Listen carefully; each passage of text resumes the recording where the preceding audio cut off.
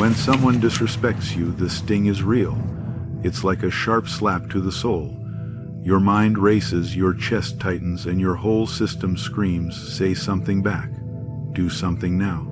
But pause, breathe, because that urge, that fire rising in you, it's not wisdom. It's your wound speaking. It's your old pain, your unhealed stories, your bruised ego demanding revenge.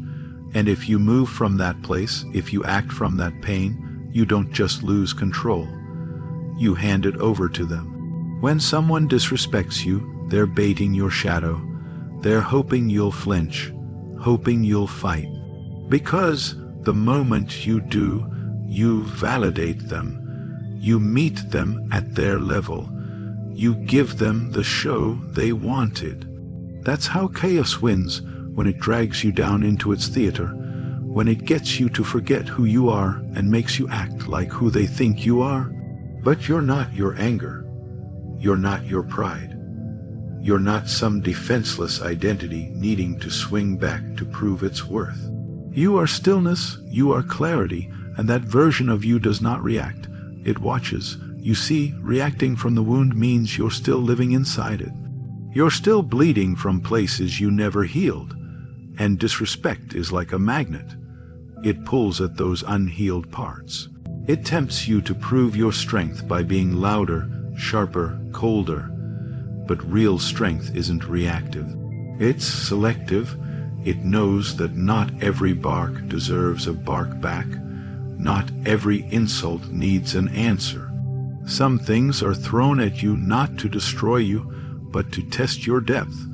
Can you be disrespected without becoming disrespectful? Can you stand in your center when someone tries to knock you off balance? People will say all kinds of things. They'll project their bitterness, their jealousy, their fear. They'll try to dump their unprocessed emotions at your feet and expect you to carry them. But their poison only enters you if you open the door, if you take it personal, if you feel the need to defend your name, defend your light, defend your soul. And that's where the wound gets you, when you forget that your spirit doesn't need defending. You don't argue with darkness. You stand in the light until it disappears on its own. Most people aren't even really mad at you. They're mad at themselves. They're mad at how your presence exposes their smallness. They're mad that you carry a piece they can't touch. And so they attack, not to hurt you, but to get a reaction, because that reaction feeds them. That reaction validates their control. And if you keep reacting from pain, you become a puppet in their story. You become their mirror instead of your own truth. But if you stay still, if you stay rooted, if you let the insult pass like a storm that doesn't touch the mountain, you win. Not because you outshouted them, not because you outsmarted them, but because you didn't leave your throne. That's where power lives, not in retaliation, but in restraint, not in dominance, but in discipline. Think about the times you've reacted from your wound. What did it solve? Did it bring peace? Did it elevate your spirit? Or did it leave you feeling empty, like you stepped out of your own skin just to teach someone else a lesson? That's the trick of disrespect. It wants to make you forget yourself. But the only way to truly win is to remember. Remember who you are beneath the story, beneath the pride, beneath the pain. That's where true power sits unbothered, unmoved, unshaken. The wound will always be loud. It will tell you to fight, to prove, to burn everything down. But healing is quieter. Healing says, you don't need to respond. You don't need to lower your voice to be heard by yourself. And once you learn to stop reacting from the wound, the game changes. You don't just stop their power. You reclaim yours, because no one has authority over a soul that knows how to pause, over a spirit that refuses to react just because it's hurt, over a heart that chooses peace even when it bleeds. The moment someone disrespects you, the ego rises and starts whispering dangerous lies. Maybe If I explain myself better, they'll see my worth. If I show them more kindness, maybe they'll stop treating me like this. Let me prove to them I'm good enough. That's the trap. That's where the begging begins, not always with words, but with your energy, your silence, your tolerance, your trying. And once you start begging for respect, you've already given them the power to withhold it. Respect that has to be earned through suffering isn't respect, it's control. And people who disrespect you know exactly what they're doing. Some use words like knives, others use silence like chains. Either way, their goal is the same, to bend your self-worth until it folds under their conditions. They don't want to see your light, they want to see you shrink.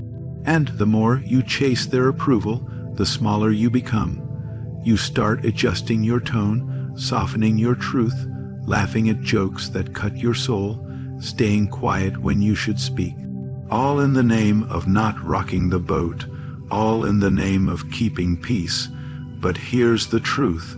Any peace that costs your dignity is war in disguise.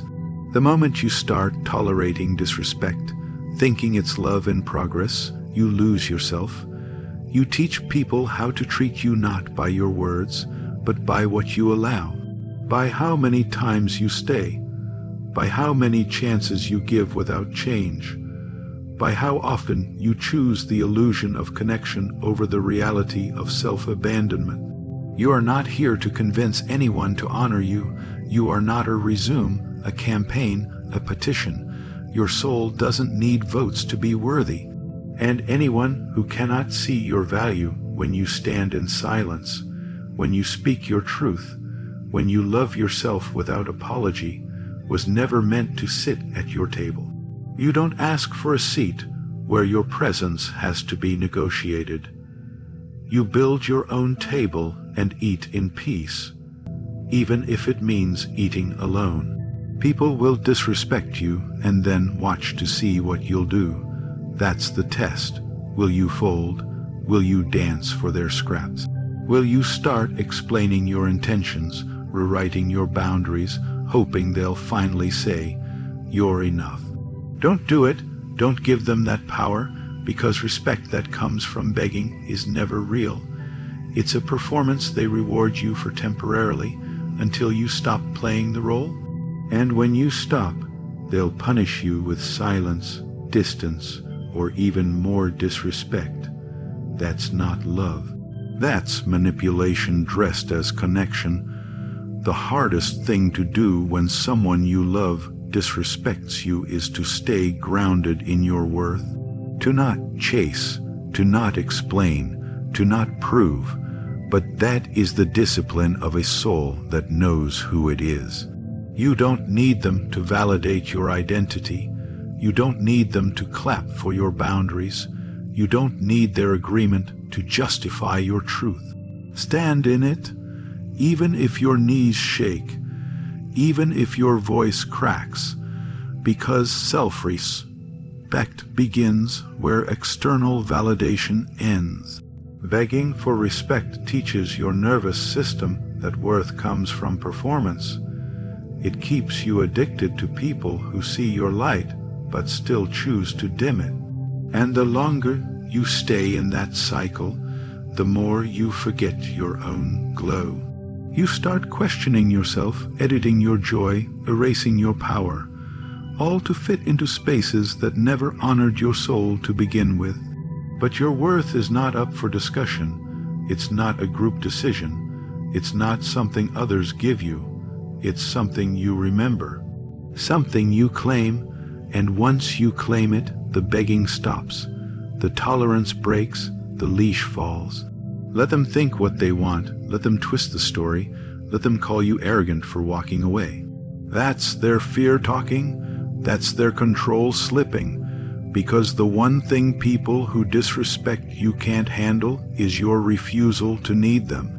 When you no longer need their applause to breathe freely, you win, not in a petty, proud way, but in a sacred, quiet way. You return to yourself.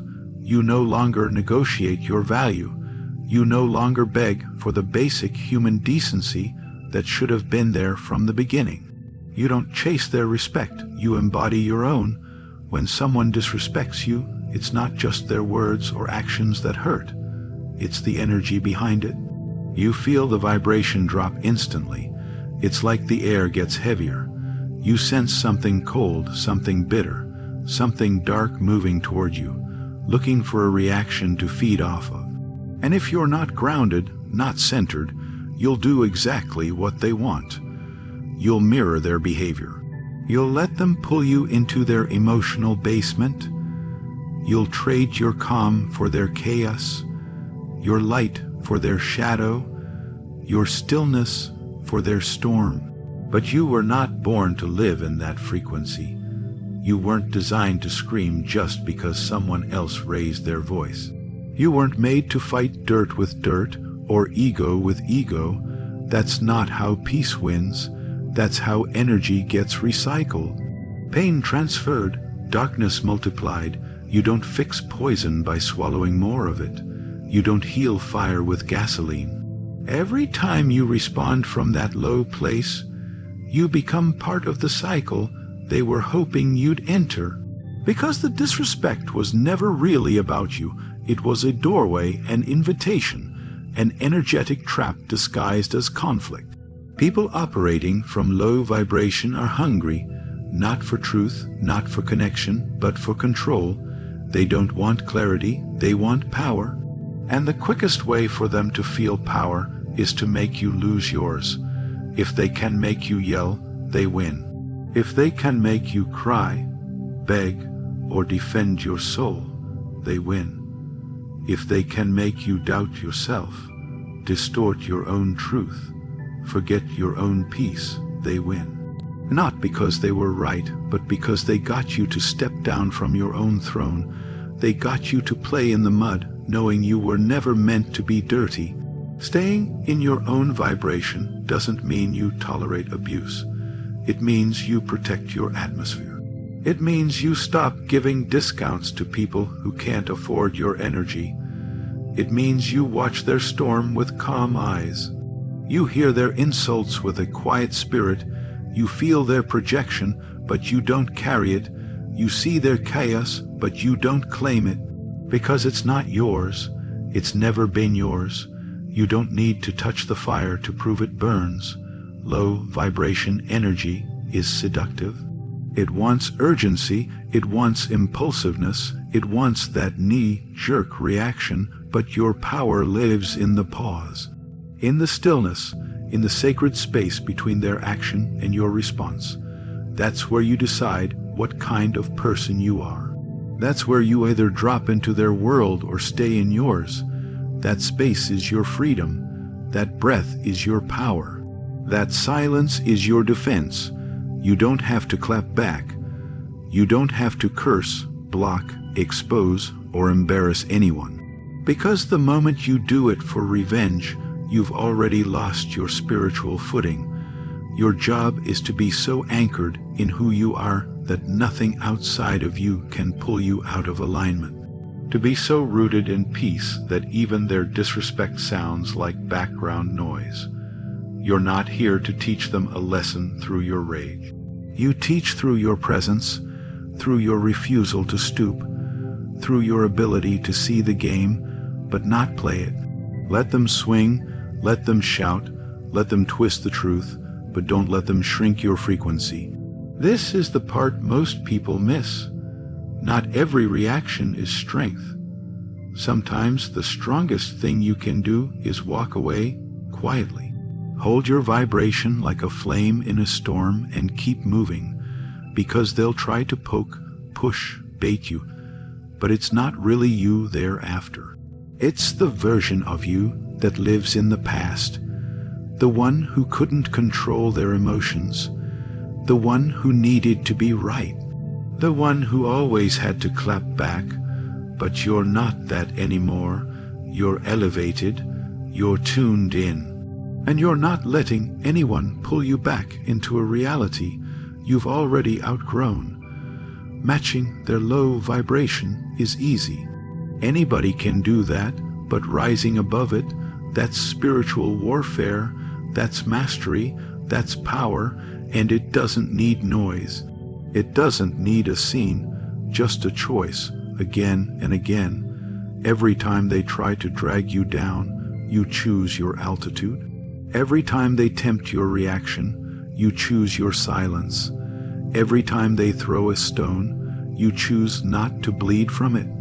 That's how you protect your frequency, not by fighting back, but by refusing to live small just because someone else does. There's a moment after someone disrespects you when your pride stands up like a soldier. Your mind starts loading every word you could fire back. You start crafting your case like a lawyer, sharpening your comebacks, preparing your stance, because deep down, a part of you wants to make them feel what you felt. You want them to know they messed with the wrong person. You want them to sit with the consequences. And all of this seems justified, but here's the cost you don't see. You trade your peace for a moment of power. And what you lose in that transaction is far greater than what you gain. You can win an argument and still lose yourself. You can prove your point and still walk away empty. Because when you abandon your peace to make someone else understand you, you give away the very thing that made you strong in the first place. They got to you, they pulled you into the noise, and now your spirit, which was calm and anchored just moments before, is caught in a storm that wasn't even yours to begin with. Disrespect invites you to leave your center. It dares you to forget your calm, to leave your throne, to descend into ego just to be seen. But peace isn't something you give away to prove you're right. Peace is what proves you don't need to. Not everyone deserves your explanation. Not everyone is ready to hear your side. And more often than not, the people who disrespect you aren't confused about your value. They're resisting it. They feel your presence and it challenges them. They feel your power and it disturbs them. They feel your boundaries and it offends them. So they act out. They try to destabilize you. They try to poke holes in your stillness. But the moment you start trying to prove why you deserve basic respect, you're already playing their game. And the moment you're playing their game, they've already won, because now you're performing instead of being. Peace is the real flex. Peace is the untouchable thing. When someone says something wild and you don't flinch, that's power. When they try to provoke you and you don't rise, that's strength. When they insult you and you still walk away with grace, that's mastery. You don't have to raise your voice when your spirit is already speaking volumes.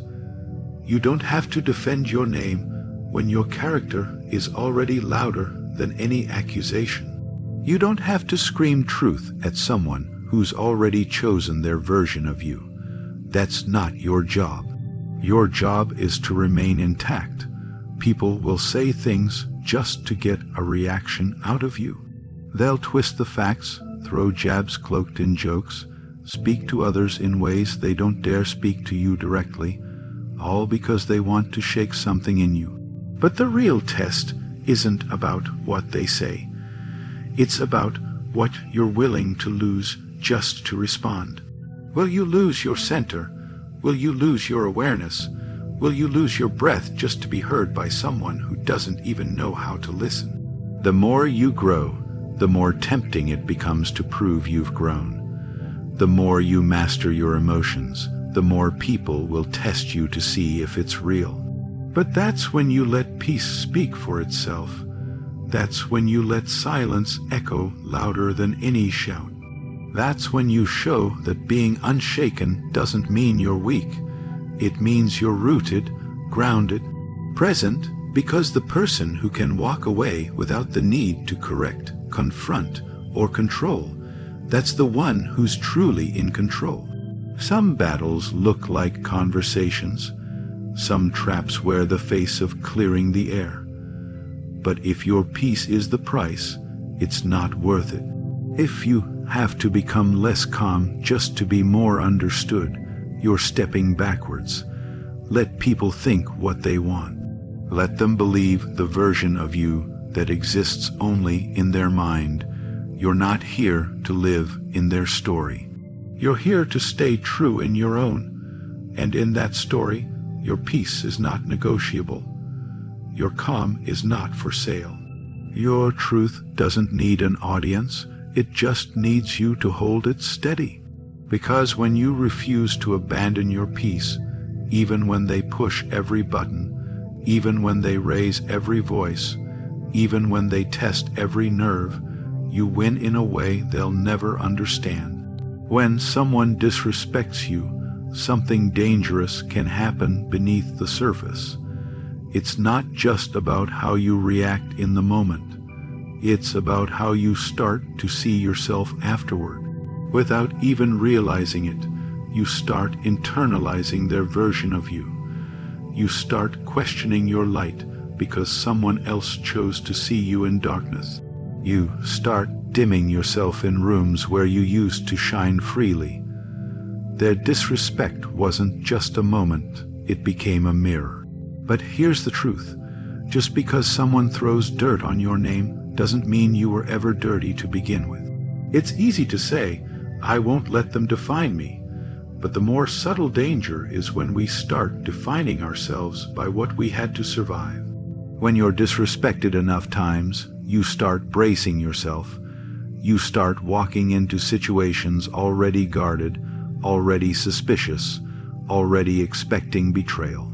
That's when their behavior starts reshaping your spirit. You start becoming more reactive, more withdrawn, more cynical.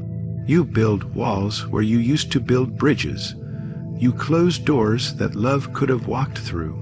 Because deep down, you've started believing the lie that to be safe, you must become harder.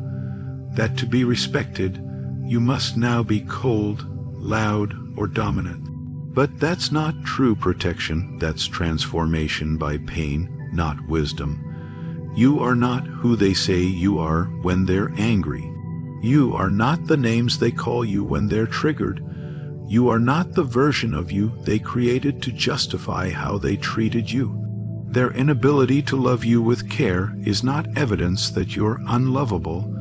Their projection is not your personality. Their tone is not your truth. But every time you react as if it is, you start wearing their energy like it belongs to you. You start fighting battles that were never yours to begin with. That's why it's so important, critical even, to stay rooted in your character. Not your performance, not your perfection, but your essence. The you before the hurt. The you before the defenses. The you before the roles you felt forced to play just to be left alone, respected, or heard. Because if you don't guard your character, the world will hand you a false one. They'll say you're too much, too sensitive, too silent, too proud, too soft, too assertive, and you'll start shaping yourself to fit that box just to survive the disrespect. But you weren't made to live in a box. You were made to live in truth. Every time you respond to disrespect from a wounded place, you reinforce the idea that their version of you might be real. But every time you respond from your grounded self, even if that means saying nothing, even if that means walking away, even if that means showing kindness when it's undeserved, you protect the integrity of your soul. And that's everything, because this world is full of people who have let bitterness become their personality, who have let pain become their posture. But you don't have to join them. Forgiveness doesn't mean you let them back in. Compassion doesn't mean you pretend it didn't hurt. Boundaries don't make you mean. Silence doesn't make you weak. Walking away doesn't make you petty. Holding your peace doesn't make you fake. All of that is maturity. That's what it means to grow without becoming what broke you. That's what it means to stay soft but strong, calm but clear, kind but not naive.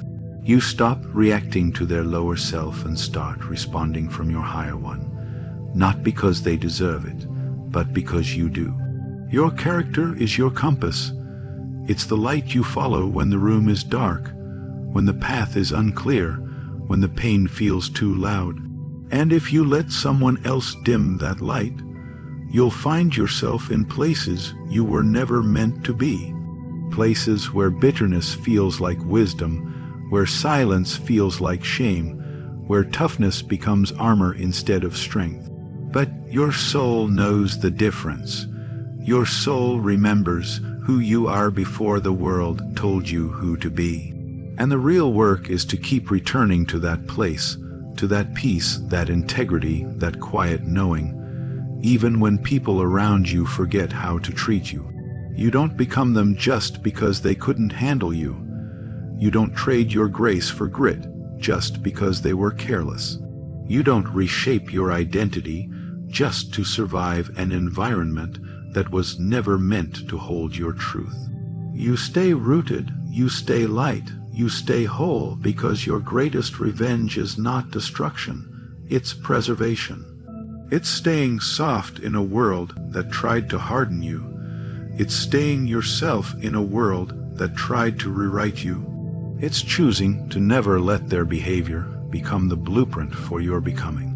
In a world where disrespect often comes cloaked in familiar faces, careless words, and subtle manipulations, the real battle is not in proving your worth, but in remembering it. The true power lies not in how loud you can clap back, but in how deeply you can remain anchored in your own spirit. Disrespect is not just an insult, it's a test of who you become when your ego is challenged, when your calm is disrupted, when your boundaries are pushed. But you are not here to pass their test. You are here to stay true to your own soul. You don't have to fight every battle. You don't have to match their low vibration. You don't have to abandon your peace, your character, or your silence just to prove you matter. You already matter. And the moment you realize that, you stop playing games that were never worthy of your energy in the first place. You stop giving power to the smallness that comes from another's insecurity. You stop reacting like you have something to prove and start responding like someone who knows what's sacred inside them. So protect your energy like it's sacred, because it is. Stand in your truth like it's holy ground, because it is. Let your peace speak for you when your words can't. Let your silence echo when your soul is tired. You're not here to be understood by everyone. You're here to understand yourself so deeply that no one else's behavior can confuse you about who you are. Hold your frequency, guard your light, let the storm pass, and walk on with your head high, not because they respected you, but because you never stopped respecting yourself.